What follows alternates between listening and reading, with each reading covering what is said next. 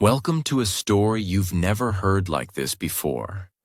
A story that began thousands of years ago, before there were pumpkins, costumes, candy, or haunted houses.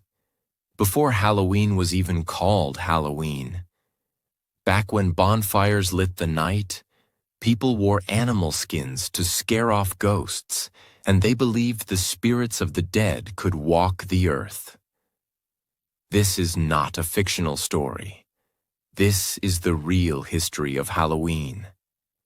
A story filled with ancient secrets, forgotten rituals, powerful transformations, and the truth behind what we now call the spookiest night of the year. But wait. This is not just a history lesson. This is also an amazing way to improve your English. So if you are learning English, if you want to improve your listening, your vocabulary, your fluency, then this story is perfect for you, because I will speak slowly, clearly, emotionally, and explain every detail in simple English, so you can learn English in a powerful way while enjoying an epic story that will blow your mind. You will never see Halloween the same way again. Let's begin. Part 1. The Origins of Halloween, before it was called Halloween. The story of Halloween begins more than 2,000 years ago. Not in America, not in Hollywood, not in supermarkets or haunted houses. It begins in a land of fog, forests, and fire. It begins in ancient Celtic lands, in what is now known as Ireland, Scotland, Wales, and parts of northern France. These ancient people were called the Celts, pronounced Celts, and they didn't have Instagram or iPhones. They had the earth, the sky, the wind, the moon, and a deep belief in nature and the spirit world. To the Celts, life was full of magic, mystery, and fear. And the most powerful day of the year was October 31st. The night of the festival called Samhain, pronounced Samhain. What was Samhain? Samhain was the Celtic New Year's Eve, the final day of the year. Because for them, the new year didn't start in January. It began in November with the dark, cold winter. So October 31st marked the end of the harvest season and the beginning of the season of death. But here's the powerful part. The Celts believed that on this one night, the night of Samhain, the veil between the living and the dead disappeared. They believed the spirit world opened, and ghosts, ancestors, and dark forces could walk among the living. It was the most dangerous and most magical night of the year. Why were they so afraid? Because they believed that spirits would come back to visit their homes, bring messages from the other world, or cause harm, sickness, and trouble. So the Celts had to protect themselves, but they didn't have garlic or crosses or horror movies. They used fire, rituals, disguises, and offerings to survive the night. On Samhain night, giant sacred bonfires were lit on the hills. People believed that fire could scare away evil spirits. Everyone from the village would come together. They would bring the bones of animals and throw them into the flames. That's actually where the word bonfire comes from. Bone fire. They also believed the fire had cleansing powers. It could protect the land, the crops, the families, and prepare them for the cold, deadly winter. Now here's something really fascinating. On this night, people wore animal skins, skull masks, and dark cloaks. Not to party, but to confuse the spirits. They believed that if they dressed like ghosts or wild creatures, the real spirits would leave them alone. So the first Halloween costumes were not fun. They were for survival. The Celts also prepared special foods for Samhain, like apples, nuts, and baked goods. But not for themselves. They left them outside their homes as offerings to the spirits, hoping to make peace. They also believed in fortune-telling, that on this night you could see visions of your future, your marriage, even your death. At the center of it all were the Druids, the Celtic priests. They were like spiritual leaders, magicians, and scientists all in one. They believed they could communicate with spirits, see the future, and perform secret rituals to protect the tribe. They wore long robes, carried staffs, and were deeply respected and feared. During Samhain, they led the ceremonies, lit the fires, and made sacrifices. Sometimes animals, and in rare stories, even humans, to please the gods of nature and death. It's easy to laugh today. But for the Celts, this was real. They didn't celebrate Halloween for fun. They survived it. So far, we've seen how Samhain was the sacred Celtic festival, a night when the dead returned, the bonfires roared, and people tried to survive the spirit world. But then, everything changed, because around 43 AD, the most powerful empire in the world arrived in Celtic lands. The Romans. They were rich, advanced, and brutal. They didn't believe in Celtic gods. They brought their own gods, own rituals, own traditions. And slowly, Rome took control of the land. But here's the interesting part. The Romans didn't erase Celtic traditions completely. They didn't destroy Samhain. They merged it with their own festivals. This is where Halloween began to transform. The Romans brought two important festivals that blended with Samhain. 1. Feralia, the Roman Day of the Dead. Feralia was a day to honor the spirits of dead ancestors. People made offerings, flowers, food, wine, and asked for peace from the dead. It took place in late October, almost the same time as Samhain. So when the Romans came, they said, "Wait, you believe the dead return on this night? So do we." The two worlds began to blend. 2. Pomona, the goddess of fruits and trees. Pomona was the Roman goddess of fruit, trees, and harvests. Her symbol was the apple, which is why apples became a symbol of Halloween later. Romans celebrated Pomona around the same time as Samhain. This led to the tradition of bobbing for apples, a strange and fun Halloween game that has a very old meaning. We'll talk more about it in next part. So now we have Samhain plus Feralia plus Pomona, a fusion of Celtic fear, Roman ancestors, and fruit harvest. This mixture created something new, powerful, and strange. But it didn't stop there. By the year 300 to 400 AD, a new power was rising. The Christian Church. They wanted to spread Christianity across Europe, and they had a big problem. The Celtic and Roman traditions were still strong, especially the dark, magical pagan rituals like Samhain. The Church called these practices pagan, which means non-Christian, nature-based, spiritual, or magical. So what did they do? They didn't just cancel Samhain. They tried something smarter. They rebranded it. They changed its name, changed its meaning, changed its purpose. They took the same date, October 31st, and gave it new Christian meaning. In the 7th century, the Church created a holiday called All Saints' Day, also called All Hallows' Day, on November 1st. This was a day to honor saints and holy people, those who had lived pure, godly lives. Then they added another day right after that, All Souls' Day, on November 2nd. This was a day to pray for all souls, especially those stuck in purgatory, a place between heaven and hell, where souls waited for forgiveness. So now, the Church gave people 3 holy days: October 31st, the eve of All Hallows; November 1st, All Hallows Day, Saints; November 2nd, All Souls Day. These days became known as Hallowmas, a 3-day festival of the dead, the saints, and the afterlife. And that's where the name came from.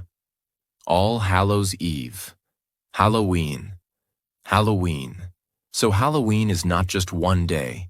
It was part of a spiritual war between old pagan beliefs and the Christian Church. But did it work? Did people forget Samhain? Not really. The Church tried to control the holiday, but people didn't forget the old ways. They still lit bonfires.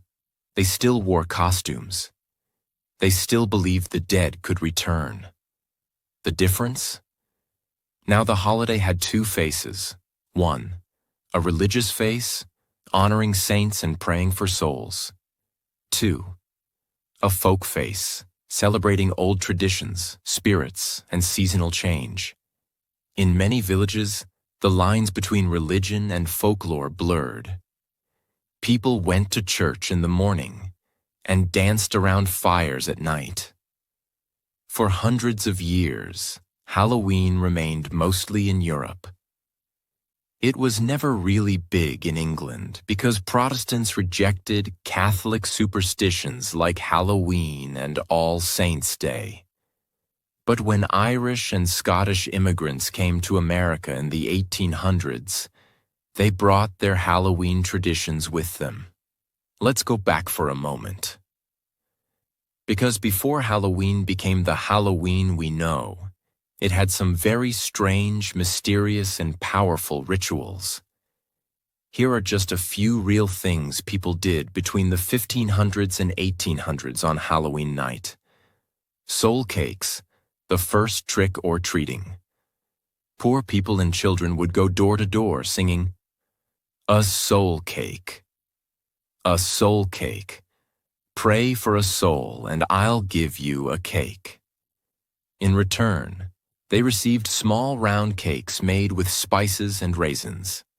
This was called souling, and it was the first version of trick-or-treating. Instead of candy, they got cakes. Instead of jokes, they offered prayers for the dead. Turnip lanterns. Before pumpkins. Before Americans used pumpkins, Irish people carved faces into turnips. Yes, turnips. And placed candles inside. Turnip lanterns were meant to scare away evil spirits. The same idea as costumes and fire. Apple games. Finding love. Many Halloween games were not scary. They were about romance. In one tradition, a girl would peel an apple in one long piece and throw the peel over her shoulder. The peel was said to form the first letter of her future husband's name. In another game, a girl would stare into a mirror at midnight, holding a candle, to see the face of her future lover. But sometimes, people claimed they saw a skull instead. Halloween became a night of reading tea leaves, throwing nutshells into the fire to predict the future, hiding rings in cakes, believing that dreams on Halloween night would come true. In many ways, Halloween was a magical night of personal destiny. You've learned how Halloween survived the Roman invasion, mixed with Roman festivals like Feralia and Pomona, got transformed by the Christian Church into All Hallows Eve, gained its modern name, Halloween, spread through Europe with strange and beautiful rituals, crossed the ocean through immigrants to America, where everything would change. And now, something big is coming. Part 2. Halloween comes to America, and everything changes. Imagine this. A dark winter in Ireland. The skies are gray, the crops are dying, and thousands of families are suffering. This was the time of the Great Irish Potato Famine, one of the worst disasters in Irish history. Potatoes were the main food for poor families. But disease destroyed the potato crops, and people began to starve. Over 1 million people died, and more than 2 million Irish people left their homes. They crossed the ocean to find a better life in America, and they brought something very special with them: Halloween. When Irish immigrants arrived in New York, Boston, and other cities, they didn't forget their spirit stories, their bonfires, their ghost beliefs, or their Samhain roots. They still believed in wandering spirits, protective lanterns, costumes to confuse the dead, and fortune-telling games with apples and candles. But now, in America, those traditions began to change, because the world around them was different. There were new neighbors, new cultures, new ideas, so Halloween began to transform again. Let's explore how, in the late 1800s, kids in America began doing something strange on Halloween night. They would dress up, wear creepy masks, and go door to door. But instead of asking for candy, they caused mischief. They knocked over trash cans. They stole gates. They smeared soap on windows. They filled mailboxes with flour. It was called Mischief Night, and it was becoming a huge problem. So what did the adults do? They came up with a brilliant idea. Let's give the children something fun, so they won't destroy the neighborhood. That's when trick-or-treating started to evolve. By the early 1900s, Halloween became more community-focused. Instead of letting kids run wild, cities began organizing safe activities, parades, costume contests, pumpkin carving events, and finally, going house to house for candy. It was no longer about fear and spirits. It became about fun and sweets. Candy companies saw the opportunity, and they jumped in. By the 1950s, Halloween had officially become the second biggest candy-selling holiday in America, right after Christmas. Children would walk through neighborhoods with bags or buckets saying, "Trick or treat." And most houses gave them chocolates, lollipops, gum, caramels, marshmallows, and more. Trick-or-treating became the heart of modern Halloween. Remember the turnip lanterns from Ireland? They were small, hard to carve, and kind of ugly. But in America, Irish immigrants discovered something much better: pumpkins. Pumpkins were big, soft, round, and bright orange. They were perfect for carving faces, and they were already part of the American autumn harvest. So the jack-o'-lantern transformed from a turnip into a pumpkin. And it became one of the most iconic symbols of Halloween. This is where the name jack-o'-lantern comes from. There's an old Irish legend about a man called Stingy Jack. He was a liar, a trickster, a greedy man who cheated people, and even tricked the devil himself. One night, Jack invited the devil for a drink, but didn't want to pay. So he tricked the devil into turning into a coin. Then Jack put the coin into his pocket next to a silver cross, trapping the devil. He made a deal. "If I let you go, you must never take my soul." The devil agreed. Years later, Jack died. But God wouldn't let him into heaven because of his sins. And the devil kept his promise. He didn't take Jack to hell. So Jack was stuck, wandering in darkness forever. The devil gave him only a burning coal to light his way. Jack put the coal into a hollowed-out turnip and began walking the earth. He became known as Jack of the Lantern, Jack-o'-lantern.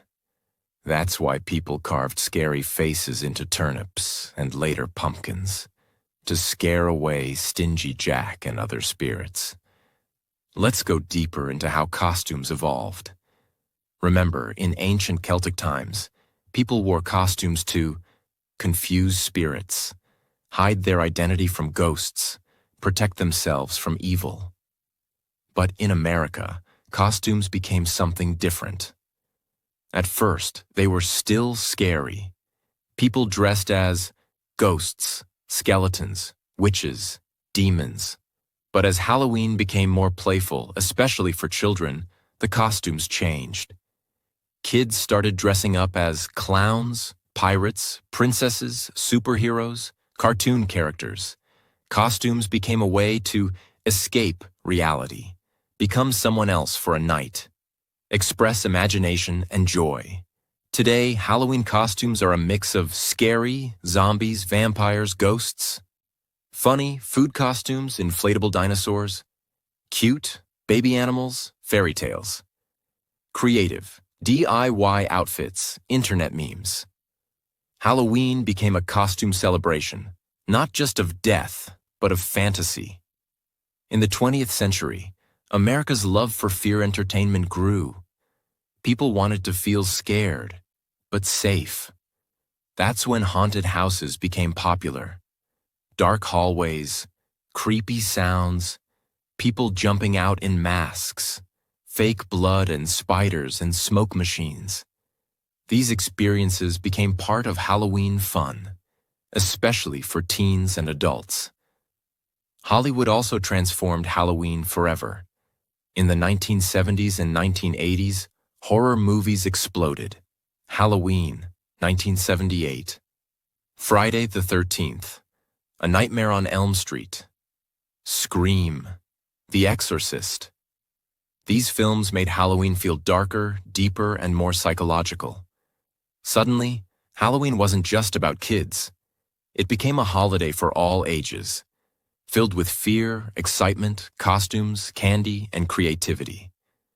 Today, Halloween is a combination of Celtic spirituality, Samhain, Roman customs, Feralia and Pomona, Christian rebranding, All Saints' Day.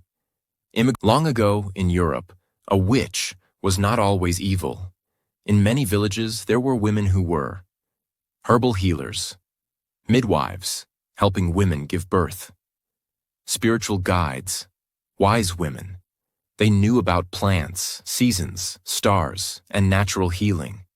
People trusted them, but as organized religion grew stronger, especially the church, these women were seen as a threat. They were called witches and accused of talking to the devil, casting curses, flying on brooms, eating children, not true, turning into animals, controlling weather. Fear spread like wildfire. Between the 1400s and 1700s, thousands of women, and some men, were tortured and killed in witch hunts across Europe and America. One of the most famous was the Salem witch trials in Massachusetts, USA in 1692. Here's what happened. Young girls started acting strangely, screaming, fainting, convulsing. They blamed local women, saying they were bewitched. Panic spread. The courts believed the girls.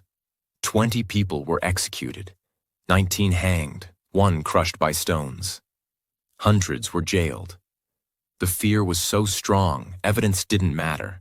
Just being accused was dangerous. This might surprise you. In old European legends, witches were said to fly through the sky on brooms during Halloween, or Walpurgisnacht, a similar night in spring. Why brooms? Because brooms were a common household tool, and they were symbolic. Witches were women of the home. Brooms represented domestic life. But when used for magic, they became rebellious and powerful. Some stories even claimed witches used potions and hallucinogenic herbs that made them feel like they were flying. and the broom became a symbol of female power and fear. Today, many Halloween decorations include black cats with glowing eyes. But in the Middle Ages, black cats were seen as companions of witches, bad omens, spies for the devil. Some believed that witches could transform into cats to escape capture. Others thought that if a black cat crossed your path, it would bring bad luck. A belief still common in many countries today. Ironically, in ancient Egypt, black cats were considered sacred and lucky. But in Europe, fear turned them into symbols of evil. Even today, animal shelters report fewer black cat adoptions around Halloween because of lingering superstitions. Why do we dress up as vampires with bloody fangs? Werewolves howling at the moon? Ghosts in white sheets? These creatures all come from old European legends, and all were connected to Halloween's original fear of death and darkness. Let's explore them one by one. Vampires, born from Eastern European stories, said to rise from the grave and drink blood to survive, associated with disease, especially tuberculosis and the plague, often feared because bodies in the ground looked undead when exhumed. In some places, people even nailed corpses into coffins or placed stones in mouths to stop them from rising. Werewolves, humans cursed to become wolves under a full moon, connected to animal instincts, rage, and transformation, believed to be punished souls or those who made deals with the devil. They represented the fear of losing control, becoming something wild and dangerous. Ghosts, souls of the dead who couldn't rest, often appeared to warn the living or finish unfinished business. Feared because they could bring sickness or death, became central to Halloween as the veil between worlds opened. These monsters help us face fear by laughing, dressing up, and playing.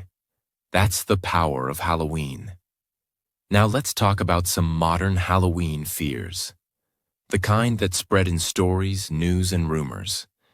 These are called urban legends. Stories people share, often believing they are true, but usually based on fear and exaggeration. Poisoned candy? One of the most famous urban legends. Watch your candy. Someone might put a razor blade or poison in it. Parents in America have been scared of this for decades. But here's the truth.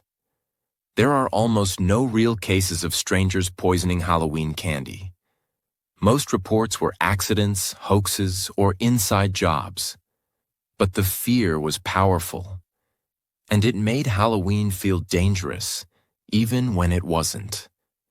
In the 1980s and 90s, there were fears about satanic cults performing rituals on Halloween, animal sacrifices, children being kidnapped. These fears were mostly media-driven and not based on real evidence. But they added to the dark energy myth of Halloween. Let's now leave America and explore how other countries experience October 31st. Some celebrate Halloween. Others celebrate death in completely different ways. Mexico, Dia de los Muertos, Day of the Dead, celebrated on November 1st and 2nd.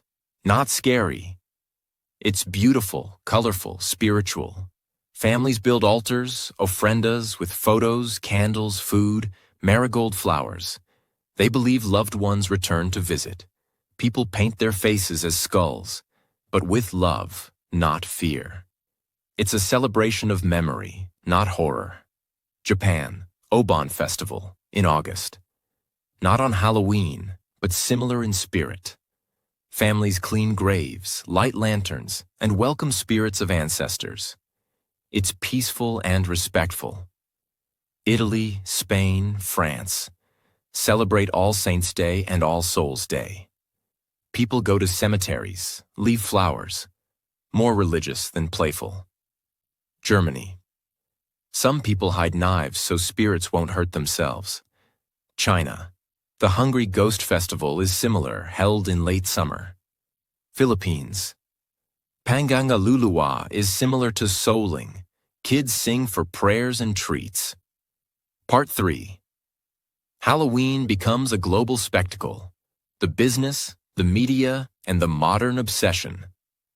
Halloween was once a quiet night of bonfires and fear. Now it's a global celebration of fun, costumes, candy, and commerce. How did that happen? Let's break it down step by step, because behind the ghosts and pumpkins is a massive industry. Today, Halloween is one of the biggest commercial holidays in the world, especially in the United States. In fact, Americans spend over $12 billion every year on Halloween. That's more than what's spent on Valentine's Day. It's the number 2 biggest shopping holiday after Christmas. Where does all that money go? Let's see. Costumes, $3 to $4 billion for kids, adults, and even pets. Yes, more than 25% of Americans buy costumes for their dogs or cats. Top costumes include kids, princess, superhero, witch, vampire, ghost. Adults, pirate, movie characters, historical icons, funny memes. Pets, pumpkins, lions, spiders, tacos, dinosaurs. Costume trends change every year based on popular movies, social media trends, viral videos, political satire.